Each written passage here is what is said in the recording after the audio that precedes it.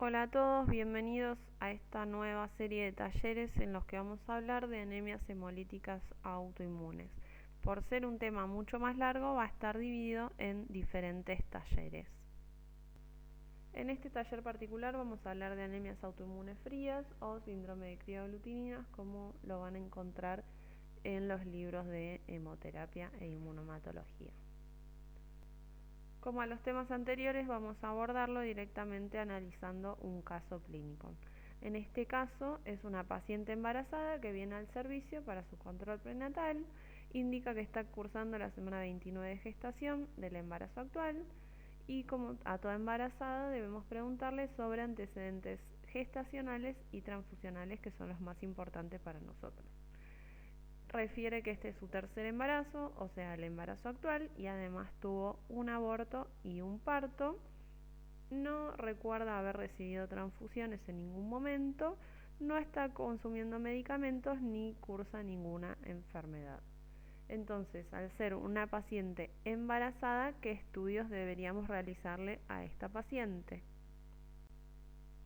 Como sabemos, relacionado con el tema anterior de enfermedad hemolítica feto-neonatal, el control correcto de la embarazada es realizarle grupo ABO y RH por lo menos y realizarle detección de anticuerpos irregulares y un seguimiento en caso que lo requiera. Cuando vamos a agrupar a la paciente, vamos a observar que por directa parecería ser AB positivo, R1, R2, pero lo que observamos es que tenemos un control positivo, ¿sí? El control negativo nos dio positivo. Y que la directa y la inversa no concuerdan, siendo que para una paciente AB la inversa debería ser negativa con las 3 células que tenemos acá. Y también realizamos la DAI a esta paciente y vemos que con ambos viales nos da resultados positivos. Sabiendo que tenemos una detección de anticuerpos irregulares positiva, vamos a realizar un panel identificador y vemos que obtenemos un resultado homogéneo con un patrón panaglutinante en todos los viales del panel identificador, incluso en el autocontrol positivo. Hasta ahora veníamos viendo todos casos clínicos en los que el autocontrol era negativo. Entonces, el primer interrogante frente a esta paciente sería, ¿qué grupo factor le tengo que asignar a esta paciente? ¿Puedo asignarle el grupo ABO? ¿Puedo asignarle el fenotipo RH o no? ¿Y cómo resuelvo la discrepancia? Sería la segunda pregunta. Lo primero que tengo que hacer para resolver esta discrepancia es incubar la muestra a 37 grados por 30 a 60 minutos, realizar 3 lavados con solución fisiológica también precalentada a 37 grados, utilizar en caso de que sea necesario reactivos sulfidrilos como pueden ser 2-mercaptoetanol, DTT o ZZAP y realizar la inversa, repetirla con células de cordón, ¿sí? Células A, B y 0 que sean células de cordón. ¿Por qué es que tengo que realizar todos estos pasos para resolver la discrepancia? Bueno, lo primero que tengo que pensar es que al incubar la muestra a 37 grados nosotros estamos dejando que por decantación la muestra se separe. Naturalmente, por el peso de los glóbulos rojos van a ir hacia abajo, el suero va a quedar por encima, el plasma en realidad va a quedar por encima, y con el calor, o sea a 37 grados, las IgM se eluyen directamente por efecto de la temperatura. Recuerden que las IgM son aglutininas frías, entonces con calor, salvo que sean de amplio rango térmico, que son las más raras, deberían despegarse del glóbulo rojo.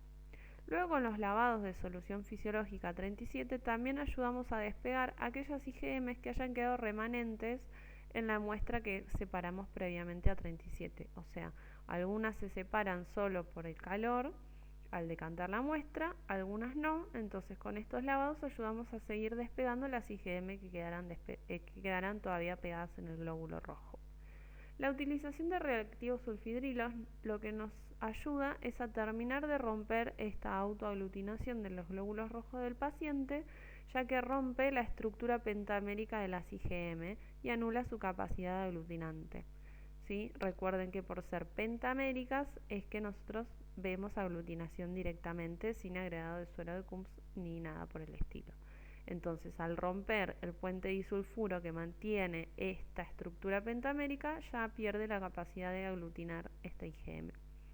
Y luego realizamos la inversa con células de cordón, ya que generalmente los autoanticuerpos fríos tienen especificidad anti-I grande y las células de cordón carecen de este antígeno. Entonces, con la temperatura y los reactivos sulfidrilos estaríamos solucionando la parte de la prueba directa en que tenemos autoaglutinación de los glóbulos rojos del paciente, y con las células de cordón estaríamos resolviendo la prueba inversa.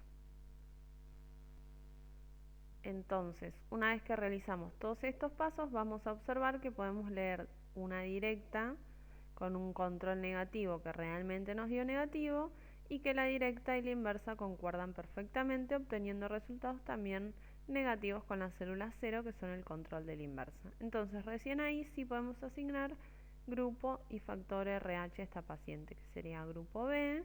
Fíjense que sería BRHD negativo, y el fenotipo es E grande, C chico, E chico, por lo que el genotipo más probable para esta paciente sería R2'R. Y observen que tenemos todavía el tema de la DAI positiva en los dos viales, ¿sí? Una vez que pudimos asignarle grupo ABO y RH a esta paciente, ya que pudimos resolver esa autoaglutinación y discrepancia ABO, vamos a seguir resolviendo los inconvenientes que teníamos con esta paciente. Recuerden que esta paciente tenía una DAI positiva. Al realizarle el panel identificador obtuvimos un patrón panaglutinante con todos los viales de ese panel identificador, incluso un autocontrol positivo, y recuerden que también tuvimos una autoaglutinación cuando realizamos la prueba directa para realizarle grupo ABO y fenotipo RH. Entonces, lo que nosotros estaríamos sospechando es que esta paciente tiene un autoanticuerpo frío. Para poder corroborar si nuestra sospecha es cierta o no, estábamos equivocados, lo que vamos a hacer es variar las temperaturas de reacción. Al realizar el panel con distintas temperaturas de reacción, lo que estamos haciendo es tratando de ver si ese patrón panaglutinante estaba mediado por un autoanticuerpo de tipo IgM o de un autoanticuerpo de tipo IgG. Para este tipo de resultados, lo que podría ser es que sea una anemia autoinmune fría o una anemia autoinmune mixta, o sea, con una porción IgM y una porción IgG. Al llevar a 4 grados las pruebas cruzadas, lo que estamos haciendo es llevando al medio óptimo de reacción de las IgM para comprobar si realmente tenemos una IgM. Y vemos que el resultado que obtenemos es positivo, más fuerte el valor de intensidad de reacción. Incluso el autocontrol con 3 cruces. A 37 grados las IgM generalmente no reaccionan, salvo que sean de amplio rango térmico, que es lo más común generalmente en las anemias de autoinmunes frías, que a 37 reacciones. No es este caso, ¿sí? Fíjense que el autocontrol incluso es negativo. Y en Coombs lo que podemos tener es resultado patrón panaglutinante, incluso el autocontrol también positivo. Esto puede ser mediado por una IgG sumada a ese autoanticuerpo frío, un autoanticuerpo caliente, o podemos estar evidenciando el complemento que fija este autoanticuerpo frío. Para apoyar esta teoría que estábamos viendo recién en el panel identificador, lo que tenemos que hacer es realizar una prueba de Coombs monoespecífica. Generalmente los sueros que se utilizan son poliespecífico, anti-IgG y anti-C3, estos dos monoespecíficos. Al obtener un resultado con el suero de Coombs poliespecífico, que fue el resultado que obtuvimos en el autocontrol, vamos a diferenciar entre si ese autocontrol positivo con el suero de Coombs poliespecífico fue por causa de una IgG o de complemento o de las dos. En este caso, el único resultado positivo que obtenemos es con el suero de Coombs monoespecífico anticomplemento. Sepan que igualmente esos son resultados que se pueden obtener tanto en anemias autoinmunes frías como en anemias autoinmunes calientes. Así que todavía no sabemos cuál de las dos es la que tiene nuestra paciente. La forma de diferenciar entre una anemia autoinmune fría y una anemia autoinmune mixta con este tipo de PCD, en estos resultados que obtuvimos solo por complemento, es realizando un eluido. Sabemos que si tenemos alguna fracción de IgG adherida al glóbulo rojo, aunque sea con valores por debajo de los niveles detectables, el eluido debería ser reactivo. En este caso es no reactivo, o sea negativo. Por ende, podemos asegurar que lo único que había adherido a los glóbulos rojos era complemento. Y uniendo todos los datos que obtuvimos hasta ahora, podemos pensar en que esta paciente solamente tiene una anemia autoinmune fría. Los interrogantes que yo tengo que hacerme en este momento para esta paciente es: ¿de qué tipo de autoanticuerpo sospecho? ¿Por qué sospecho de esto? ¿Y cómo lo confirmo? En parte nosotros ya veníamos sospechando de algo porque por algo seguimos un camino en los estudios que realizamos. Pero bueno, lo importante es saber el por qué estoy realizando esos estudios y no realizarle estudios a mansalva a todos los pacientes. Entonces, respondiendo a las preguntas anteriores, vamos a decir: ¿de qué autoanticuerpo sospecho? De un autoanticuerpo frío, ¿sí? Generalmente anti-I grande es la especificidad más común de las anemias autoinmunes frías.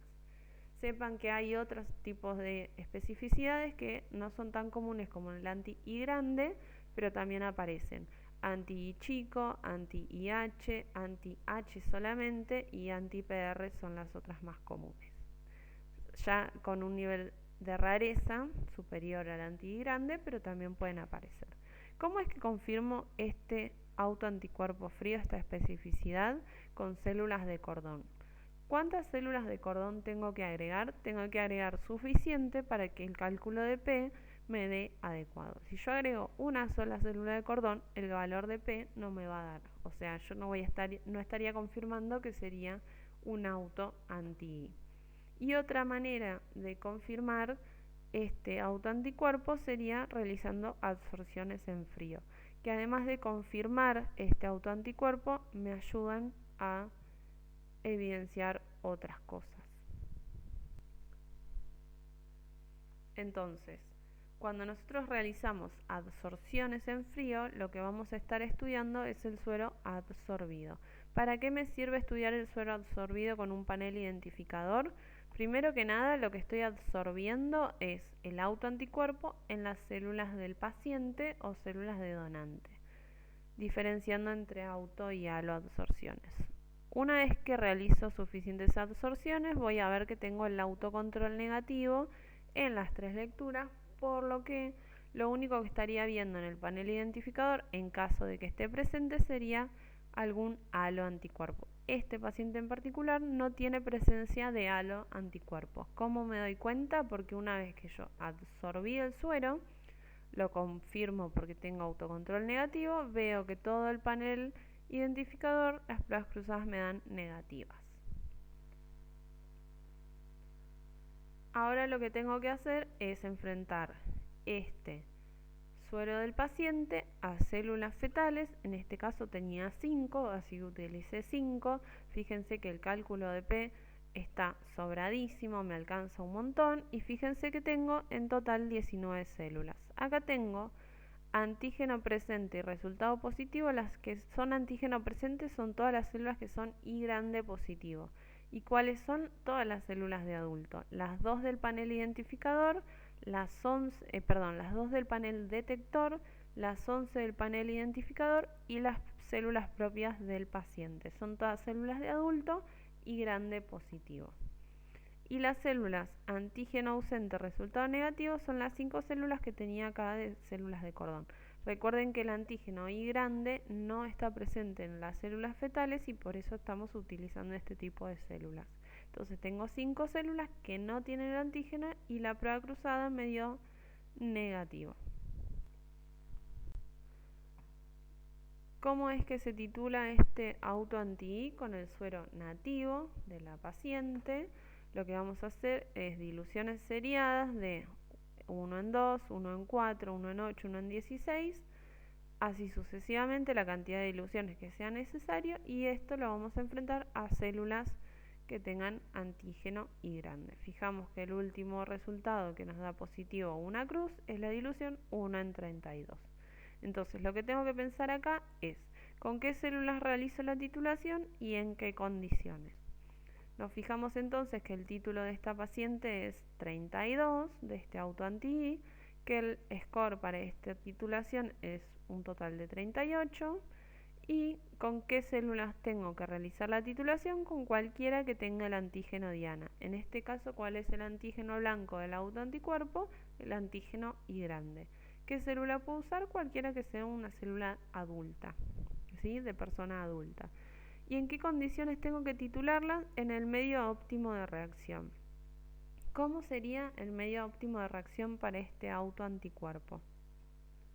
En este caso, el suero que tengo que utilizar para titular el autoanticuerpo y tener un valor real de la cantidad de anticuerpo que tengo sería con la muestra separada a 37 grados para que todo el autoanticuerpo esté libre en suero y no esté adherido a los glóbulos rojos. Y aparte titulándolo a 4 grados, que es el medio óptimo de reacción del anticuerpo detectado. Ahora vamos a estudiar otro paciente distinto con la misma metodología. Es un paciente masculino de 68 años de edad que nos pide una reserva de 2 unidades de glóbulos rojos para una cirugía por fractura de fémur.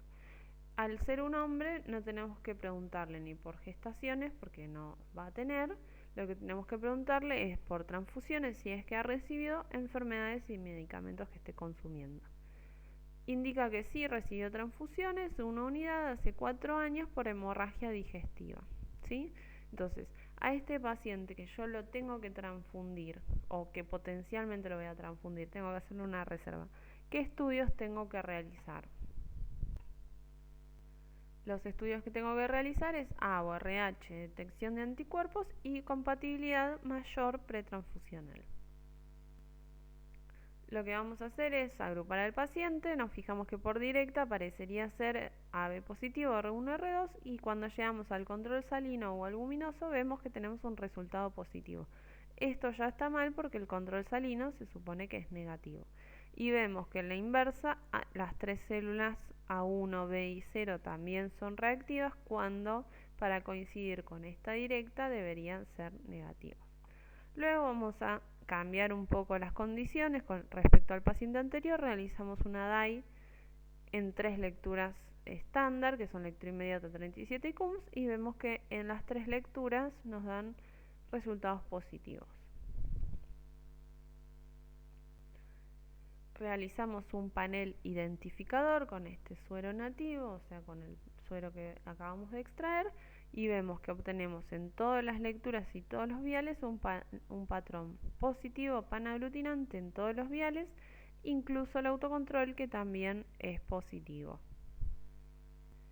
En este paciente también hay que tratar de resolver qué grupo y factor tengo que asignarle para poder transfundirlo o dejarle, mejor dicho, la reserva para el día de la cirugía, y tengo que resolver para eso la discrepancia que obtuve. ¿Cómo resuelvo?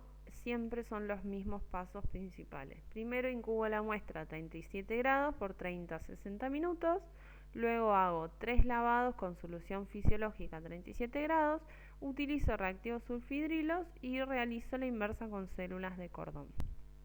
Nuevamente nos vamos a preguntar el porqué de las cosas que nosotros hacemos. ¿Por qué hacemos estos estudios o seguimos con esta metodología? Nuevamente, incubar la muestra a 37 grados para que se separe por decantación nos va a permitir que las IgM se eluyan de los glóbulos rojos por efecto simplemente de la temperatura. Recuerden que las IgM, su temperatura óptima es fría, no caliente. Entonces, generalmente las IgM a 37 grados no deberían estar adheridas a los glóbulos rojos. Lavando con solución fisiológica a 37, lo que ayudamos es a despegar las IgM que pueden haber quedado todavía adherida en estos glóbulos rojos. En este caso particular es mucho más importante la utilización de reactivos sulfidrilos porque no se olviden que el autocontrol nos dio positivo también a 37 grados. Entonces en este caso estamos hablando de una IgM de amplio rango térmico. Entonces acá vamos a ver que no es suficiente solamente con incubar la muestra 37 y lavarla con solución fisiológica a 37 grados. Sí o sí vamos a tener que aplicar reactivos sulfidrilos para romper la estructura de las IgM. Nuevamente rompen el puente disulfuro que mantiene la estabilidad de esta estructura pentamérica y anulan la capacidad aglutinante. Y ahí vamos a romper definitivamente la autoaglutinación. Y la inversa con células de cordón, porque siempre recuerden que la especificidad más común de los autoanticuerpos fríos es anti-I grande, y las células de cordón carecen de este antígeno en particular. Una vez que realizamos todas estas técnicas, lo que vamos a ver es que pudimos resolver la discrepancia. Este paciente es 0, la inversa concuerda con la directa, el control salino o albuminoso me da negativo y las células 0 de cordón en la inversa me dan negativo. Entonces puedo decir que este paciente es 0 RHD positivo, R2R2 su genotipo más probable. Ahora, ¿qué es lo que tenemos que hacer? Recuerden que este paciente tenía un patrón panaglutinante en todo el panel identificador, incluso un autocontrol positivo en las 3 lecturas. Lectura inmediata 37 y en suero antiglobulina humana. Lo próximo que vamos a realizar es una PC monoespecífica. Sepan que con el suero poliespecífico nos dio 3 cruces, al igual que nos había dado el autocontrol en esa lectura. Con IgG nos da negativo y con suero monoespecífico anticomplemento nos da 3 cruces. Recordemos que este patrón de resultados de PCR positiva con complemento nada más puede ser tanto de una anemia autoinmune fría como de una anemia autoinmune mixta, ¿sí? Entonces, ¿cómo confirmaba yo la diferencia entre una anemia fría y una anemia mixta? Es realizando un eluido. Al ver que tenemos PCR negativa por IgG y un resultado no reactivo o negativo con el eluido, sabemos que estamos hablando de una anemia autoinmune fría. Solamente tenemos un autoanticuerpo frío mediando todas estas reacciones. Entonces nos vamos a realizar las mismas preguntas que antes. ¿De qué anticuerpo sospecho? ¿Por qué es que sospecho de este autoanticuerpo? ¿Y cómo es que lo confirmo? Entonces, volvemos a sospechar de una anemia autoinmune fría con especificidad anti-I grande y lo confirmamos con células de cordón. Para lograr un valor de P adecuado, recuerden que nos alcanza solamente con agregar una célula. Y luego tenemos que hacer absorciones en frío para evidenciar presencia de haloanticuerpos enmascarados por este patrón panaglutinante. En este caso les puse solamente 2 células fetales para que vean que aunque yo agregue solamente 2 células fetales, voy a tener un cálculo de P adecuado. Fíjense que me da 1 en 120, un valor de 0,008, con solamente 16 células. Nuevamente vamos a contar las células que tienen el antígeno, son las células de adulto, son las 2 del panel detector, las 11 del panel identificador y las células propias del paciente son todas células de adulto, son antígeno I grande positivo. Y las células antígeno ausentes son las células fetales que están acá arriba, que son solamente 2. Y el resultado nos dio en la prueba cruzada negativo.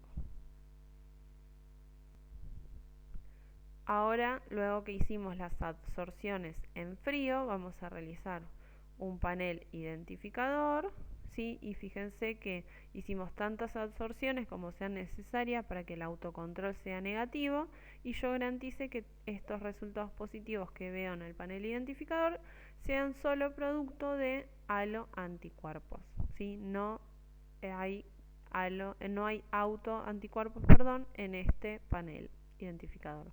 Otra manera, más allá de absorber el suero en frío para tratar este tipo de pacientes, cuando solamente tengo una anemia autoinmune fría y veo que fija fuertemente complemento, puedo acá, en vez de terminar en suero antiglobulina humana poliespecífico, las pruebas cruzadas en suero antiglobulina humana monoespecífico anti-IgG. Entonces lo único que vería acá serían, en caso de que estén presentes, haloanticuerpos de tipo IgG.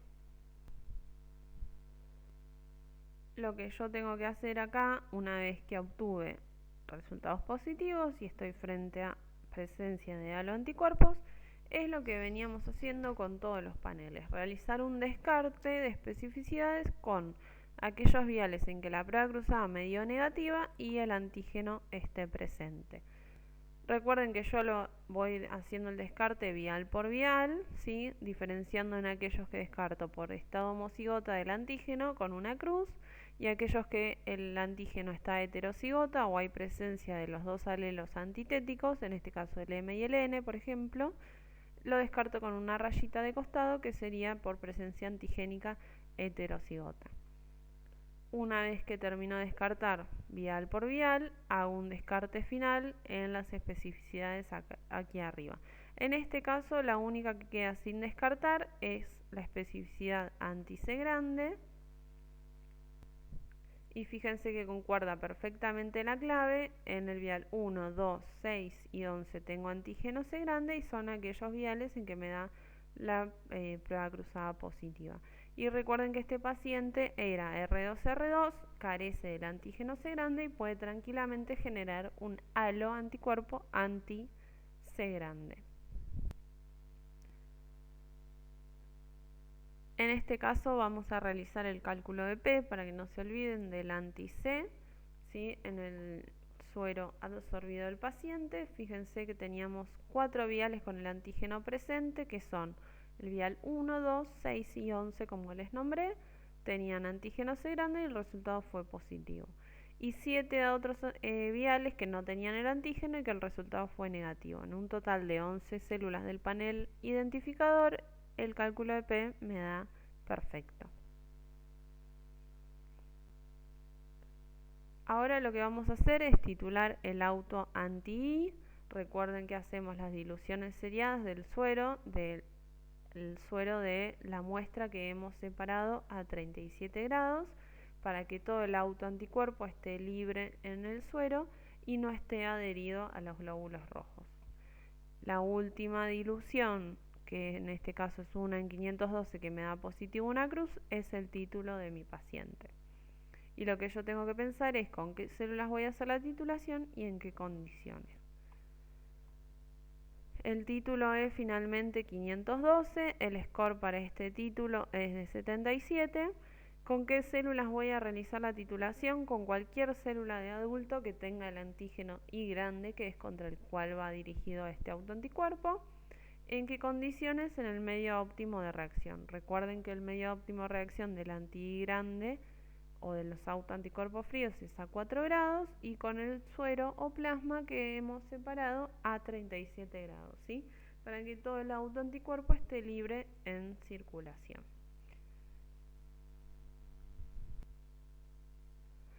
Entonces, ¿cómo voy a preparar finalmente las unidades para reserva de este paciente? Lo primero que me voy a fijar es que sean ABO y RH compatibles. En este caso, antígeno C negativo porque el paciente tenía un halo anticuerpo anti-C. Sepan que cualquier halo anticuerpo que yo detecte, la unidad a transfundir tiene que ser antígeno negativo. Y la tengo que compatibilizar con el suero absorbido en frío o terminar en su defecto las pruebas de compatibilidad con suero monoespecífico anti-IgG. ¿Sí? Sepan que cualquier unidad que yo elija con el suero nativo va a ser incompatible y que con el suero absorbido, si son carentes de los antígenos contra los que el paciente está sensibilizado respecto a los haloanticuerpos, con el suero absorbido deberían ser pruebas cruzadas negativas. Si me dan con el suero absorbido que tiene el autocontrol negativo una prueba de compatibilidad incompatible o positiva, sepan que esa unidad no puede ser transfundida. Recuerden, este cuadrito se los puse a propósito para que sepan cualquier unidad que yo elija para transfundir va a ser incompatible y generalmente se trata de no transfundir a pacientes con este tipo de patologías. Con cualquier tipo de anemia autoinmune se trata de no transfundir a menos que sea por riesgo de vida para sacar al paciente del cuadro de anemia severo en el que está cursando.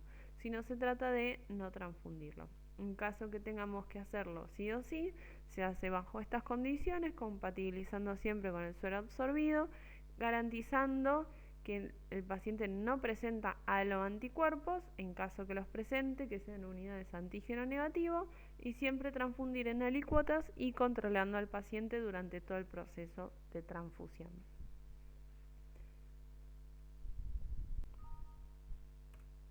No se preocupen si al principio se marean un poco, ya que el estudio de pacientes con anemias hemolíticas autoinmunes es más complejo, generalmente requiere más tiempo, ya que tenemos que realizar más estudios y siempre confirmar la sospecha de lo que estoy teniendo. Así que tiene muchos más pasos a los cuales darle bolilla. Muchas gracias por la atención y cualquier duda no se olviden que pueden consultarme por mail.